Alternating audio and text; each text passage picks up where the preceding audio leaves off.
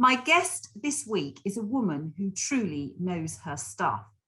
Cutting her teeth as an assistant director even, for a district council, she soon worked her way up to chief executive and director roles across various councils and housing associations, eventually becoming CEO of the Drum Housing Group, which entailed setting up the entire organisation from scratch, which, as you can imagine, was no mean feat.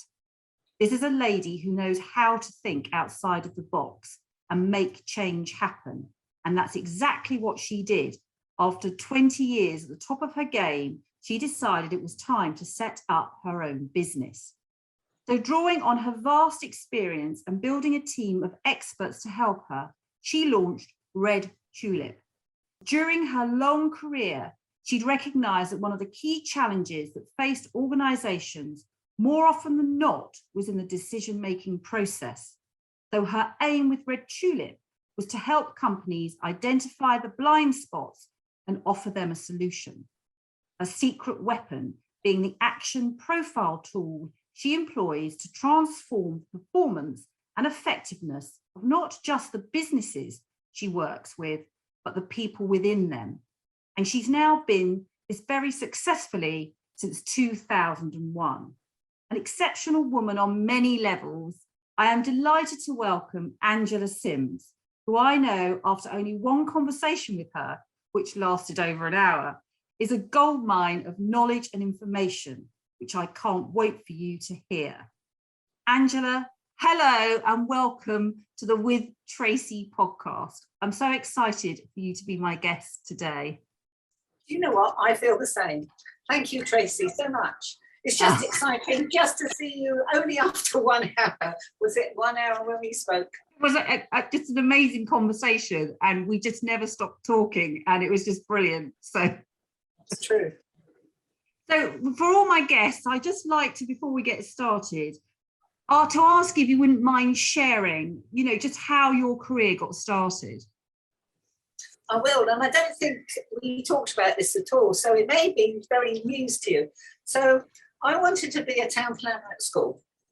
Why I wanted to be a town planner at school is because there was somebody in my class who had teacher parents, and she wanted to be a town planner. I looked it up in the library, thought, wow, that sounds what I would like to do. So not knowing anything about it, I set off on the journey of having my A-levels. And however, I failed my A-levels because my grandfather was taken ill and died during the exam. And yes, I got U's. I don't know, unclassified. O's, I think I got O-levels. So I left home and I travelled to Bristol with my boyfriend, and I really got fed up trying to explain why I failed my A-levels, because everybody asks you when you're 17, what have you done? And you say, well, I failed my A-levels. Why? And it would bring back all the memories of my granddad, and that wasn't good. So I decided to give up this really lucrative paid IT job. I was on, you'll remember this, Tracy. I was on I was on originally £1,686 a year, and all my friends were on about 1,000, something like that. And then I got into a different job that was paid £3,280. Wow! And it was an enormous amount of money. Yeah. And I'm in town in Bristol, and I'm loving it. And so I gave all of that up, because they wouldn't allow me to do my A-levels. And so I picked different A-levels at a college, had real support from the college tutors who supported me in that. And I did an intense 8 months. And I learned the most amazing things about sociology and economics, which I'd never learned in my life, didn't even know they existed, not at the school I went to. So I needed a job, and I went to work for the Inland Revenue. And I got the interview, by the way, because I put in my interest about Florentine embroidery. And the woman who interviewed me knew about Florentine embroidery and wanted to talk to me about it. And that's why I got the interview. Oh, that's incredible. It is incredible now, because obviously, anyway, I get the job as well. And so in the Inland Revenue, I noticed that all the people around me all had bought their homes, or were buying their homes. And I thought, wow, I can do that. No, my rent is the same as what they're paying in a mortgage. So I bought my own home, and then luckily I passed my A-levels, the 3 A-levels, and I went to study for 4 years town and country planning at Bristol Poly. And I had to work because I had a house. So we had to, no, my boyfriend and we had to work. I had to work. So I worked every term time in student services. And this is really significant for me because I was reflecting on this when you asked about just life. And I would work longer hours than the paid permanent staff because I'd always want to get finished what I was doing.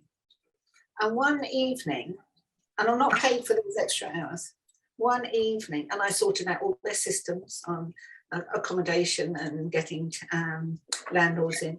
One evening, the director of student services put her head around the door. She didn't open it all up, she just put her head around and she said these words, I have noticed, and they're in my head because they were so important. I have noticed you working longer hours than any other member of the team. If there is anything that you would like help with when you come to leave your degree, come and see me. It gives me shivers as I speak about it because she was like the god, we never saw her. She was their director and she'd come and ask me. So I decided to go and speak to her about my CV. And she said to me, what you must do is you have to put up front that you failed your A-levels. That's the first paragraph they have to read. That is the first, nothing else. Read that you failed them. And then explain what that allowed you to be, who it made you. And that's what I did. Wow. And actually, you interestingly talked about one of the jobs for the assistant director at East Hampshire District Council. I used the same words to explain some things. Well, that's in that CV, in that application. No, I was just going to say, I just wonder if that would work today. But quite often, having read many CVs, like I'm sure you have, it is those really make an impact on you. You think, I do need to speak to this person. Exactly. Yeah. Now, so Angela, from there then, I believe you started to work for Hampshire County Council. Now, from what you've been saying, my question was going to be, was that something you strove towards, or was it just an opportunity? And I'm guessing from what you're telling me now, it was something that you kind of strategically thought about your career. Well, not quite. Not quite. Because I strategically thought about my career of the job I wanted from finishing my degree. And I wanted one job there was something called rural community councils. They mapped a county council shape, and they were set up in 1928 by the government to stop depopulation in rural areas. I wanted the one job in that place, and they were all over the country, and that's what I wanted. And I applied. I saw the advert in The Guardian on a Wednesday, and The Guardian on a Wednesday is going to be really, really important for me. And I saw that, and I applied for the job. And you had to do like a complete dissertation about talking about something. And I'd done a lot of that in my 4-year degree, all about rural depopulation and all kinds of things. And I got the job. However, I didn't necessarily, they asked the question, do you have a full license, driving license? I had for a motorbike. So I arrived with my motorbike and then found it was very difficult going out because I'm speaking at events and all kinds of things around the whole of Hampshire that it covered. It was challenging. So I swapped that for a 3-wheeler. I called it my plastic pig. It was gold coloured and I would go around the country lanes, very difficult on the ruts. Can you imagine? Because you've got your middle wheel on the rut. It was very difficult. And I would go around there. And then one day I saw in the Guardian that there was this job at Hampshire County Council as a transport, it was called community transport broker. First new job in the country that the county council were creating. And the last day of closing had gone. It had been like 2 days before. And I talked to somebody in the office and they said, why don't you just ring them and find out? And I thought, I will. What great advice. So I phoned up, and luckily the person who was looking at all the applicants was on holiday. And the person on the end of the phone said, get it to me by the end of tonight, get it to me, and you can apply for that job. And I did. And then I had this very interesting interview when the assistant county surveyor, because I was in the county surveyor's department, was miles away from me, such a distance. And I thought, well, this is a really poor way to have an interview. You know, what did I know? This was only my second interview I'd ever had. So the last one was a panel, you know, and so that is really poor. So I thought I'd tell him. So I did on my way out. That he could improve his, because I didn't think I got the job. You know, he could improve his interview style. Anyway, I got a phone call. And I came up to the county surveyor's department and I sat on these seats, and this man came and he flopped next to me, long legs, and he said, Angela, do you want the good news or the bad news? So I thought, I'll go with the bad news. He said, the person we've offered the job has turned it down. Oh, he said, so the good news is we're offering you. So he offered me the job. And that was when I realised that you really had to fight. And you had to be clear about yourself. So what he offered me was a salary that I turned down. And I said, no, that's not where I need to be, because there was a scale. And he said, you know, you don't have any insights into transport. That may be true, but I had an enormous amount of insights into the voluntary sector and community life. And so we negotiated, and I didn't get put on the lowest point. And that's when I started. And that's when I got into really understanding how you come to influence and create something out of nothing, because it was a brand new job from nowhere. And I ended up actually going to being paid. I got a check through the post from the Americans for £1,500 to get on a flight and come out to Atlanta and speak at a major conference. It was fabulous, really fabulous. Yeah, you talking about that, Angela, and how, you know, you had that interview with that guy and everything. It brings me on to my next question, because I think there's always been a perception that housing associations and councils are very dominated, male dominated. And I wondered what that was like for you in the early part of your career and how you kind of dealt with that. And have you, sorry, there's quite a lot of parts to this question, but do you feel that that has changed now over the years? It's a good question. The reason I left Hampshire County Council was because there was no means of getting a promotion, because it was structured as a county surveyors engineers department. So there was no place for somebody like me that was really creative. You know, you've just brought back a memory that the leaflets that I was producing, which had introducing you to the voluntary transport broker, which is what I was, they wanted the name of the county surveyor on it, because nobody in that department ever had their own name on it.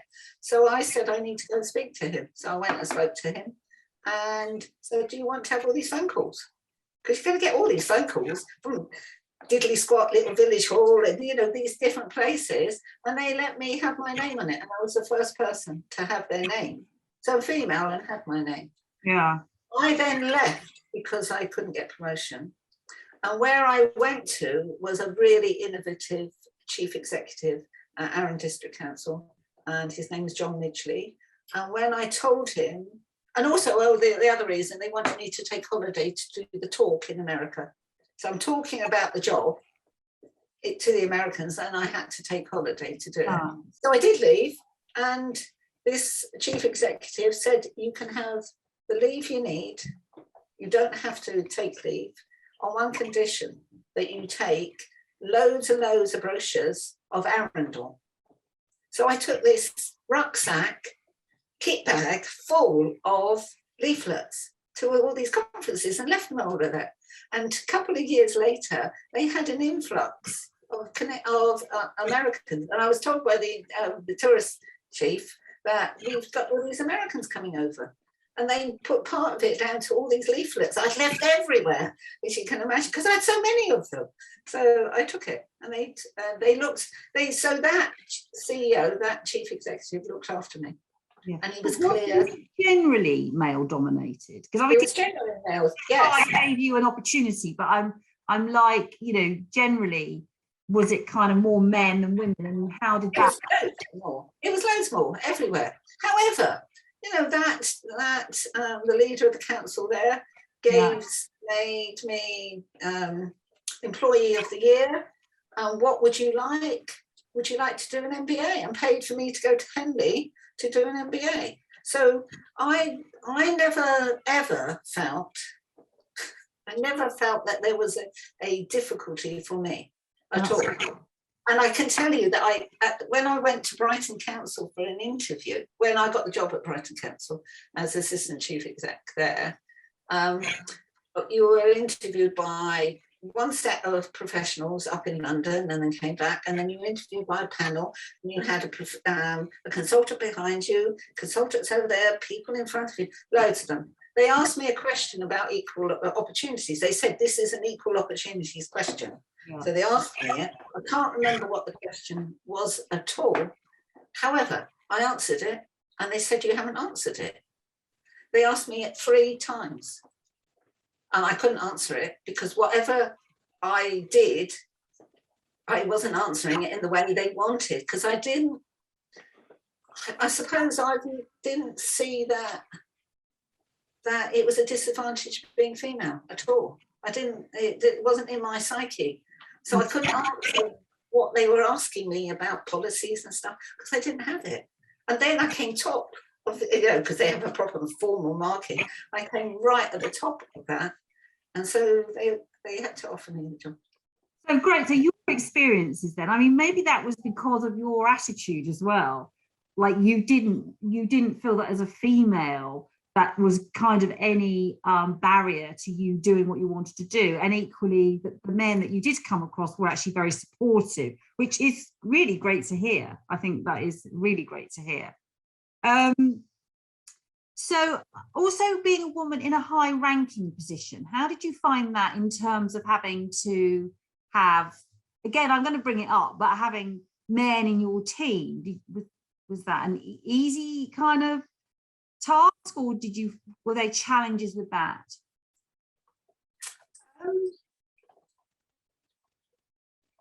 I think there's challenges in both men and women. I've never differentiated at all. Right. So I can think of a situation in one place where I went in I won't say where it was, where I went in as a director, and I was told that the previous director had left because the PA had been really difficult, and that she'd locked this director out of her office. So I thought, well, I'm not going to have that. So we sat down together. We had a conversation which went something like this. I work together on the basis of trust. That's my basis of how I work. It's so fundamental to me, and that we trust. And I will work with you the whole time. We are a we. However, there are 2 things to remember. One is, I am the chief executive. I was director then. I'm the director. And you are in the job of PA. If there is going to be a problem of who's going to leave, it will not be me. That was it. Just there, shake of hands, let's carry on. And when I left, she cried and cried and cried. Oh. She didn't want me to leave because it is about understanding. Yeah. And also, do you think it's also, you set out your stand like straight away, and I think people understand that if they kind of know from the beginning, don't they? It's having clarity on a situation or relationship, I guess. And also, so like at Brighton, going around and meeting every single member of the team. So part of my team was in the jail part of Brighton, in the town hall part is the old jail. And so as part of the team were down there. They'd never met anybody. I went round and spoke to everyone. Yeah. I was like the first person who went and spoke to the telephonists and people. So it's being, you are part of my team. You are the team. We are here together. And we make that success as a collegiate. Yeah.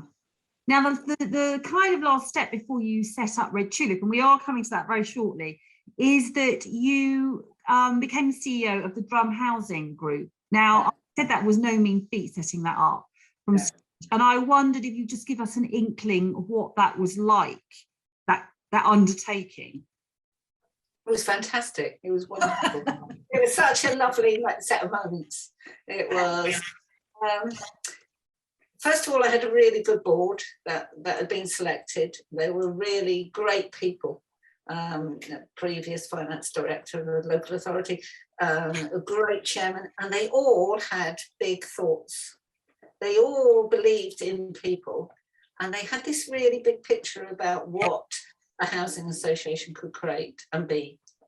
And, we're doing a big transfer from a local authority. So having to do that, so having to go out on the road and speak to so many tenant meetings and tenants and loads of people in the community and just be out evening after evening after evening.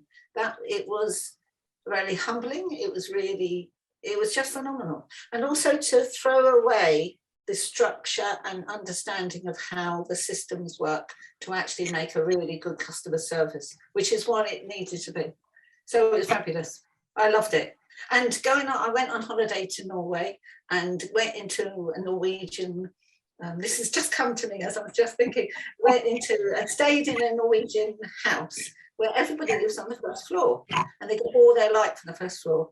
So when I got this phone call, because we were looking for offices, from this man who said on the end of the phone, and he said, I have a 10,000 square foot opportunity in the centre of Petersfield. Oh, have you? Don't believe that. And it turned out they had, because he'd heard that something had fallen through. And so we had an agreement where we formed it all.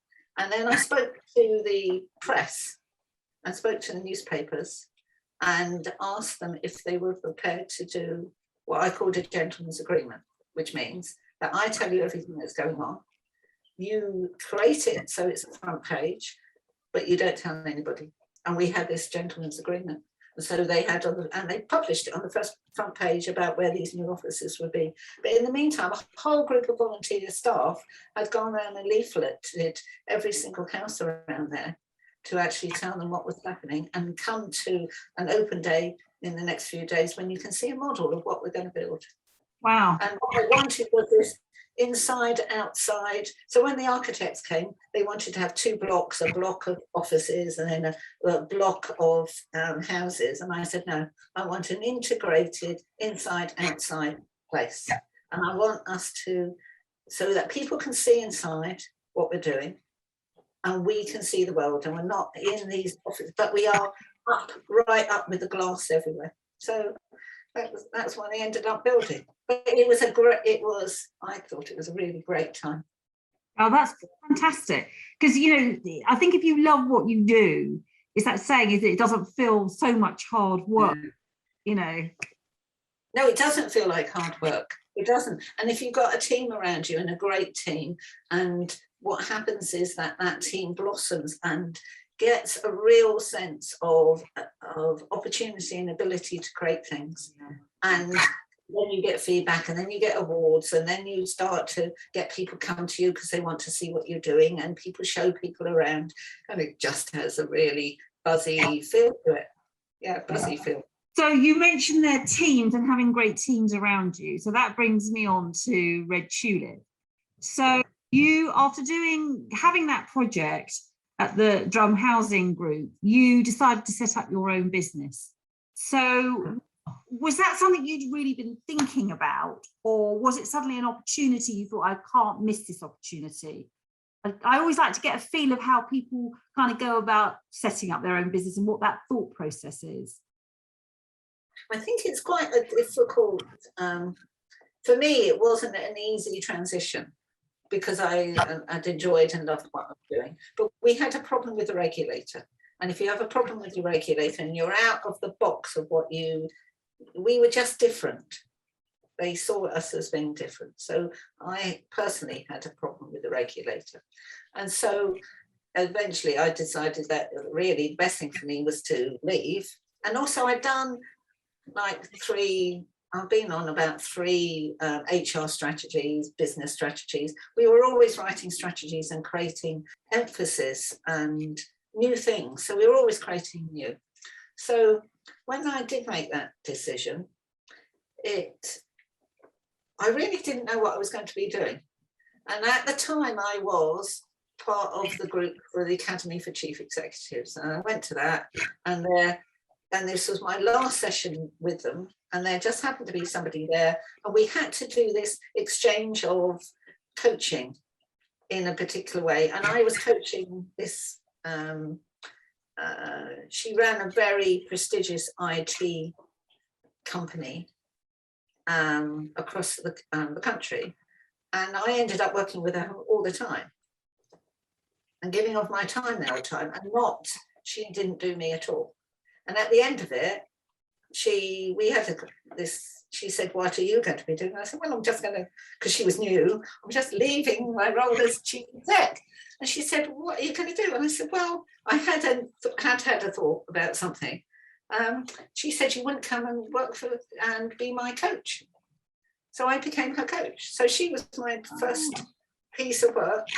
And I then coached her colleagues and the whole of the management team, and then went, they were really in with Formula One and did all kinds of things in events, up north, all kinds of things and observations. And it worked really well, really well.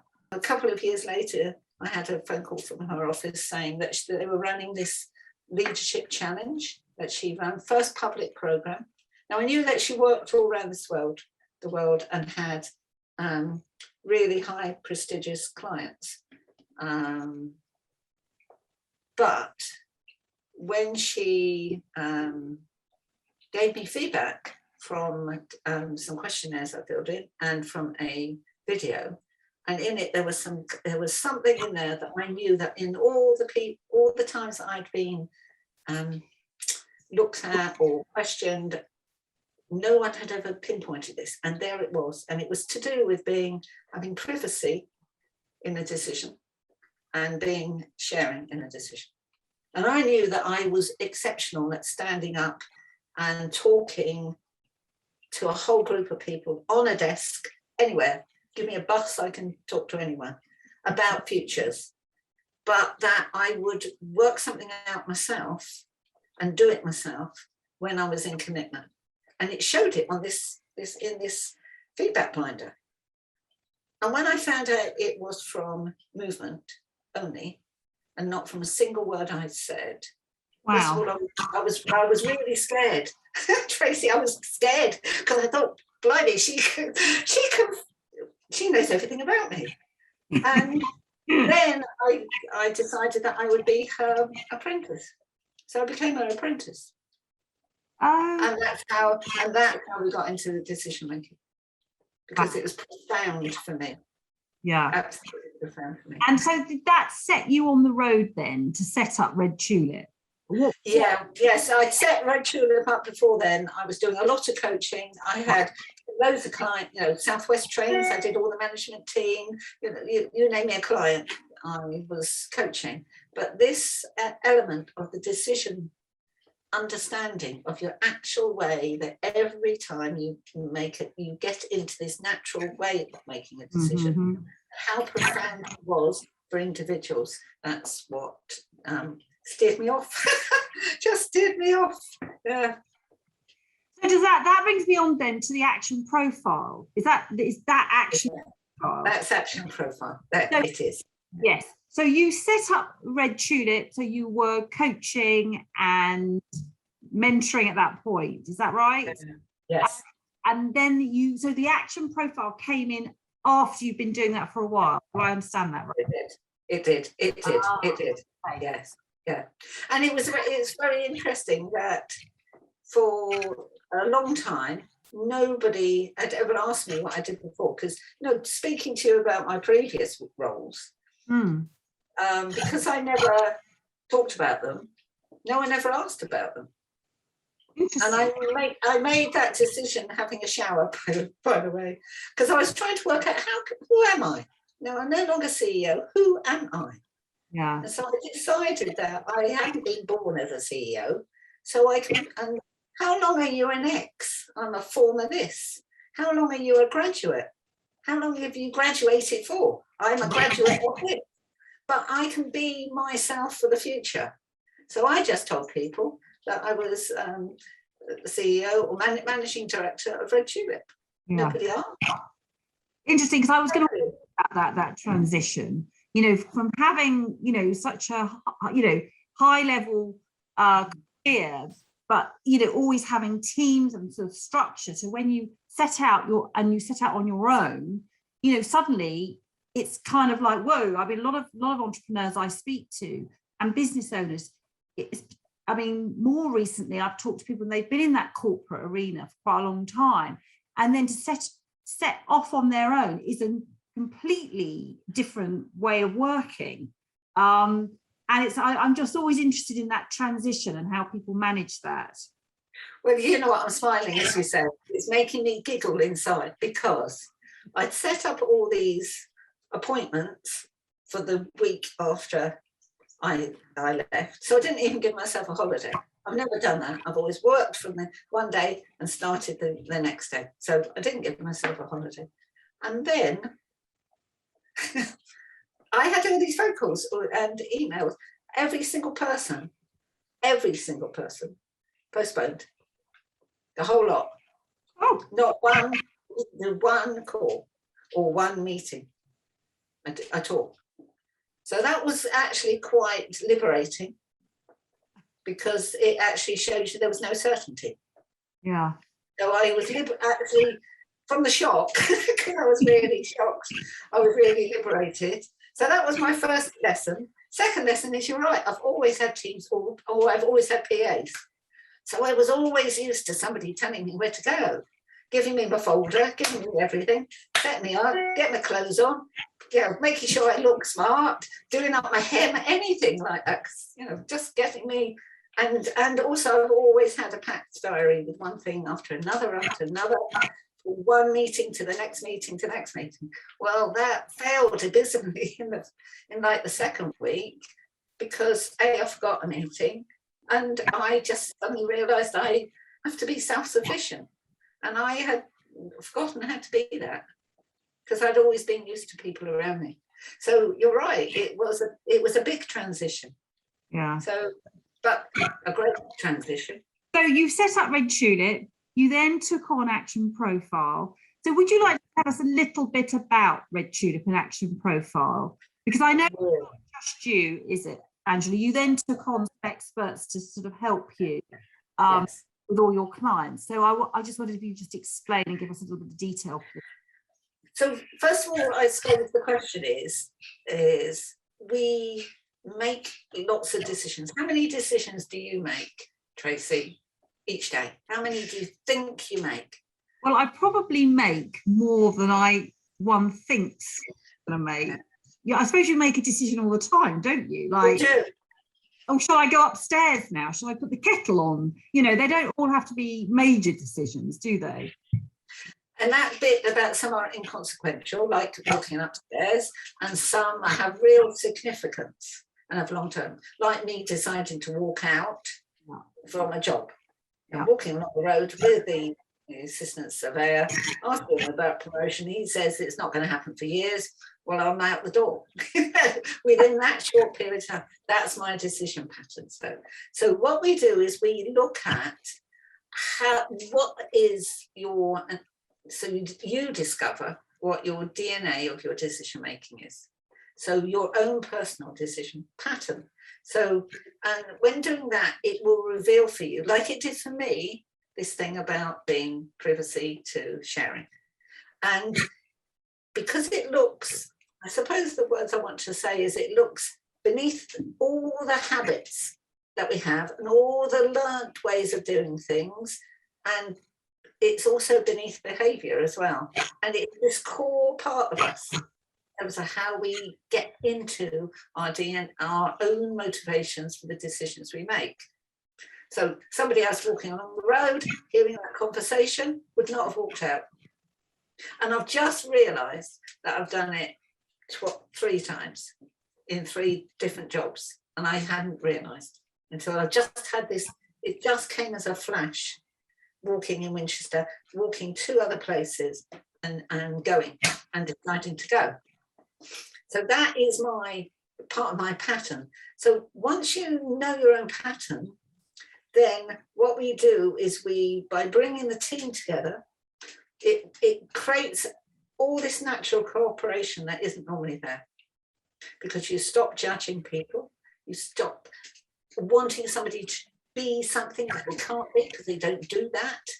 And what we have a lot of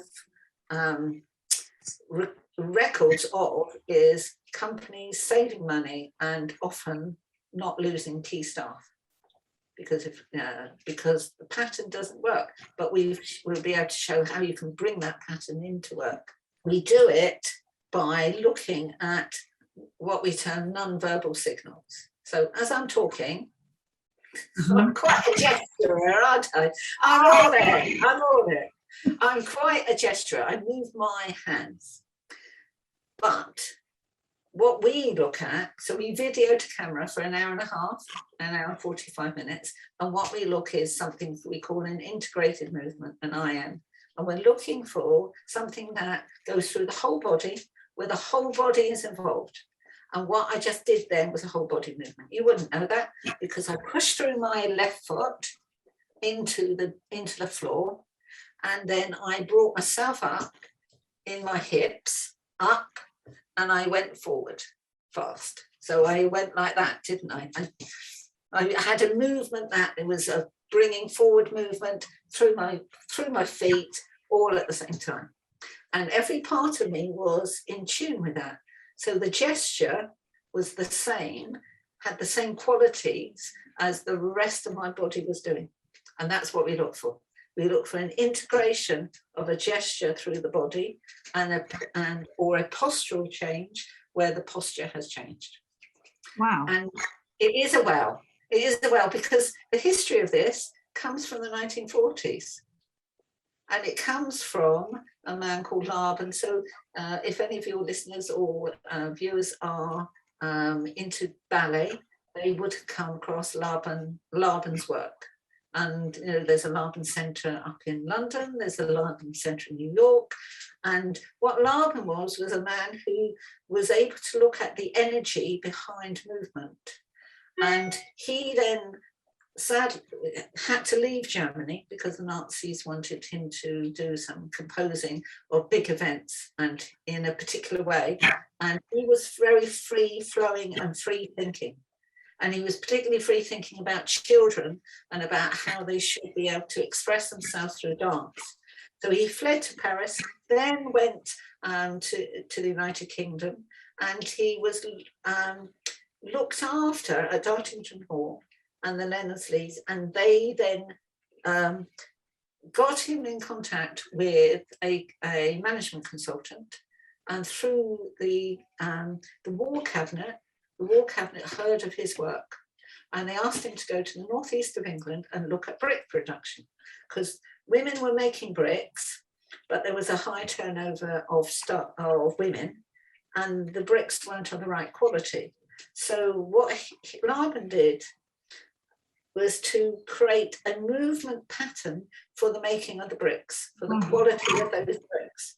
And so he would do this, he would get all the women to be doing this movement pattern, so to make these bricks. So the saying is that brick production went up by 760%, and the reduction in people leaving also reduced.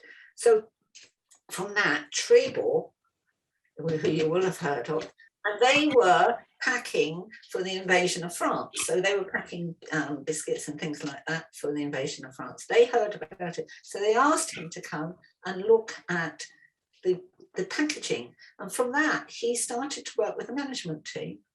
And a very lovely man called Warren Lamb, who was a young English guy, he also started to analyse, what is this movement pattern about? What are the elements behind it? And he, together with a lovely, amazing woman called Pamela Ramsden, who we work with. So we work with Pamela Ramsden. What she did with Warren Lamb is really look at the detail about how is the energy behind the movement patterns and what does that actually mean. And so they tested this all through America with lots of companies, and it's been around since the 1940s, 1950s. Such an incredible story. That is so interesting, Angela. That really, really is. I mean, I didn't know any of that, and I'm sure lots of people listening would have done. I mean, that is just an incredible story. So from there then, can you just give us an idea of how you measure the success? So you presumably go into businesses. Do you deal just with individuals? How does that work? And how does one, how do you measure that success? How's it been? Because obviously it is successful. It is successful because so we've had, if you name a company or type, we have worked with them. So everything from electricity, EDF, nuclear, new build, international maritime lawyers, further education, Cameron McIntosh, Chichester Festival Theatre, leaders of London councils, the London's Mayor's Office, Unite Union, charity, you name them, there will be, and also individuals as well. Because if you can understand it for yourself, it just stops some of the wish to be different, because you can't change who we are. The pattern is our pattern. It's with us all our lives, unless we have trauma, massive trauma. So we have this pattern and we will just always do what we've always done. So, the example that I said about walking along the road, and then that's opportunity seizing. I've decided I'm going to go, I'm going now. I'm no longer going to be part of this. I'm going to find something to make. So it's interesting for me to reflect back on my pattern as we're talking. Yeah. So the successes really come from, first of all, using the resources that are already there. Because often companies make people redundant, move people out, and actually what they lose is something that they don't know they need. That's in the team. So this opens the eye for the whole of the team about value of individuals who perhaps they aren't aware of. And I can cite you so many examples. So you have a team of people behind you, experts, or not behind you, help you. How do you find those experts, Angela? How do they? Well, we have all trained with the original person, Anita, and so it's Christine. So it's Christina, Jenny, David, and Bev, and we've all been together all this time. And one, it helps because we know each other. Yeah. We get out a team chart, like one of these, that shows us how we get into our decision making. We are more, I think we're kinder, we're more together simply because we understand each other better. So we work. And so somebody like Christina Line has done an enormous work in terms of the mastery of understanding the movement. And we rate everybody. So when we film to camera, so we did a couple of filmings a few days ago, every person gets rated in terms of the complexity, because some people's movement pattern can be very complex indeed. Some people's isn't.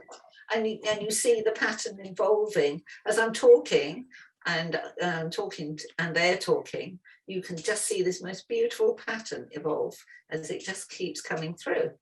So, for example, for yourself, you've got a lovely pattern of the way that you bring yourself forward very fast. It just really shows that somebody is who they are. Because that was one of the things that this Anita Hall, who originally I learnt this from, I asked her, why did she join my group at the Academy of Chief Execs? And she said, I joined your group from the moment you walked across the room. And I said, why? Because she said that you were completely in flow, and that I was honest, because you can tell dishonesty. How people cut themselves differently, and that real sense about being able to utilize something that is so profound and goes with you to the day you die. That's the other thing. It doesn't change. It keeps you well. It keeps your mental health well when you actually operate and speak and tell people, this is what I need.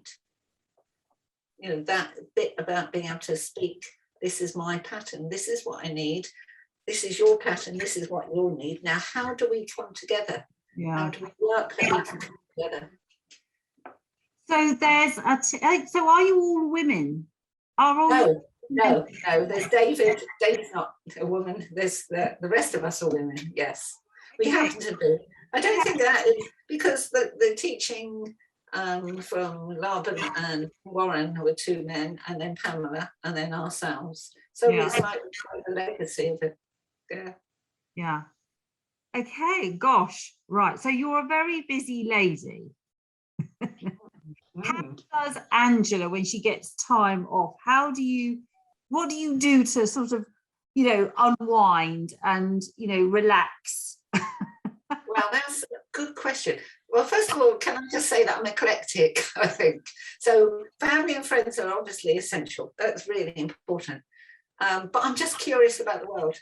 I'm just curious, whatever the world is. So this morning at 7:15, I did a spinning class, and then I went straight from that and did a Pilates class. Before lockdown, I hadn't done neither of those either. So that's all new for me. So I just love learning from other people. And if you were to look at my diary over the year, it's very eclectic. Everything. In this year, I've looked at textiles, I've done some glass work, I've made some clothes, I've learnt the ukulele, I'm in a book club, I've gone off grid in the woods, I meditate, I'm very keen on North American Indian practices in terms of looking at the clan mothers and looking at the role of women in spiritual practice. And that's just a few of the things. But the thing I do like is just bringing all bits of those in terms of life and feedback, and just making it part of who I am. So I'm not a clone of anyone. Like your downtime is as busy as your work time. But it can be. I do meditate. I did a beautiful meditation this morning, which was all about the bell, which I had no clue that it was going to be. So I like surprises. So I tried it, and it was all about where are you on the side of the bell? Are you out on the bell and coming up to the top? And you got to your peak, or are you coming down the other side, or are you still going up? And wherever you are, how to be in that place where you are. It was really beautiful with the sounds of bells. Yeah. And that was from Hamblin Hall. So a beautiful meditation that they sent out this week. So very beautiful. Yes, well, I know someone who's meditating with gongs. Nice. And I've heard about this, and I must do it. I absolutely must do it. It just sounds amazing. And it's all to do with how the rhythm of the gongs flows your body while you're meditating. And I thought, oh wow. I think this the woman who's practicing it, I think she's done it in some amazing places, even like the Natural History Museum. Wow. Doing the gonging like underneath the dinosaurs and things like this. But on a more normal basis, it just sounds really, really therapeutic. So I thought, I must have a I must get one of those, a few sessions in. Exactly, because getting the sound in your chest Yeah. and getting vibration of the Yeah. sound is very, great. Having a sound bath is very beautiful as well. They all sound great, and I think you're right. I think particularly with the lockdown, I think a lot of us have found the time to give those things time and to sort of follow maybe paths or avenues that we didn't think we would have time for, and actually the benefit of them, I have to say. Yeah, very beautiful. Yeah. So, Angela, we're nearly at the end, but I'm absolutely loving it. I don't really want it to come to an end. I'm sure I'll have to have you back. I say this to everyone, and someone has said to me now, we think that one of the series will be we'll get a lot of people back, like the stars back. So, because I'm always saying, oh, please come back and tell us, in 6 months' time. So hopefully you're up for that. I would just love it if you could just share with our listeners how they would contact you, maybe, or find out about Red Tulip. Okay, so the easiest way is on a website, which is redtulip.co.uk. So redtulip.co.uk. There's another very detailed academic website that we've just completed, called actionprofiling.com. So action with profiling.com. Or any of your listeners can link with me on LinkedIn. If you just type in Angela Sims with one N, saved on ink. You think how much I've saved through the centuries. So Angela Sims /UK. All right, so Angela Sims /UK. Brilliant. Thank you very much. And finally, I always like to finish by asking my guests if there's one piece of advice they would like to share, or a learning they would like to share to anyone who's thinking about maybe setting up on their own or sort of changing their career path. I would like to share, the first thing I'd like to share is to be kind to strangers. That is my thing. Yeah, well, I had another guest actually, and she finished hers with saying to be kind. And she said to be kind to strangers, and she said because you never know what's been going on in their lives, and you never know what kind of day they've had or life they've had. And I thought, and interesting that you said the same thing for a slightly different reason, but I think that is a good piece of advice.